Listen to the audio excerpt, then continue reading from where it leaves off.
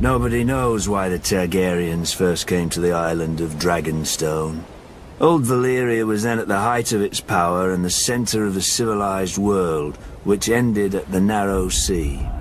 Westeros was a filthy backwater with 7 kings squabbling over borders and minor glories.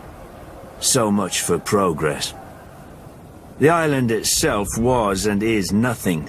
It had no gold or gems to lure Valyrian nobility. All it has is rock. Mostly a shiny black stone, too brittle for war and too sharp for building. The Targaryens called it dragon glass.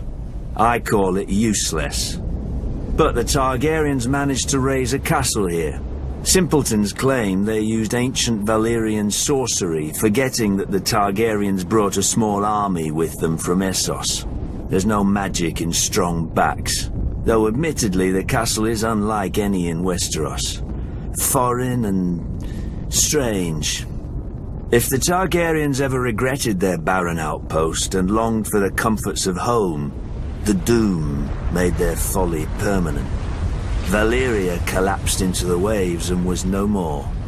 To look east was to see the ruin of their homeland, the greatest civilization before or since. But to look west, as Aegon realized, was to see a fertile land ripe for conquest. Perhaps even a new Valyria. Though good for little else, Dragonstone was the perfect staging point for Aegon's invasion of Westeros. The Blackwater Bay granted easy access to the continent. The lands there were disputed by 3 kingdoms, the Reach, the Iron Islands and the Stormlands. But their capitals were far enough away that none could mount a force before Aegon got a foothold, even if their kings had been able to stop bickering over whose problem he was. Then it was too late. Aegon had chosen his first camp well, with the bay to the east, the river to the south, and open fields to the north and west. His army would be impossible to take by surprise. A perfect site for an invasion, and one day, his capital city, King's Landing. The Doom had taught the Targaryens the prudence of refuge. After the conquest, Dragonstone became the seat of the crowned prince and heir to the Iron Throne.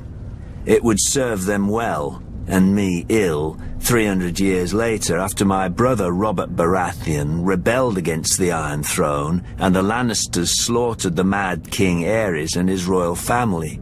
Robert dispatched me to deal with the last surviving Targaryen children, but before I arrived, a loyal knight smuggled them across the Narrow Sea to safety. Hatred for the Targaryens blinded Robert. Unjustly, I was blamed, and stripped of our family's castle of Storm's End, and given Dragonstone in its stead. Over the years, whenever I demanded my rights restored, Robert would remind me of the island's royal pedigree and pretend he was doing me honor, as if I were one of his tavern girls to be so easily deceived and dismissed. But Robert is dead, and I, Stannis Baratheon, am the rightful king of Westeros. Let the usurpers and traitors sit on the Iron Throne. From Dragonstone, I will be the dagger at their throat.